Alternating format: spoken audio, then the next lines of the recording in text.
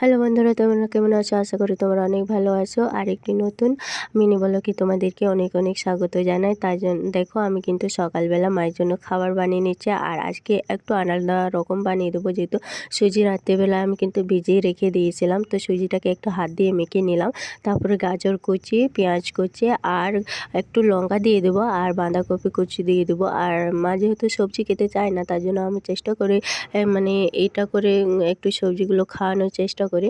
তো দেখো আমার পুরোটা হয়ে গেছে। এবারে তাওয়া বসিয়ে নিয়েছি, তাতে কিন্তু আমি তেল ব্রাশ করে নেব। আর এরকম ঢেলে নিয়ে গোল গোল বানিয়ে নেব। আর মা এটা খেতে খুব ভালোবাসে জানো, তো মায়ের তো খুব পছন্দ হয়ে গেছিলো। আর চলো একটু উপর থেকে গাজর কুচিটা দিয়ে নিলাম।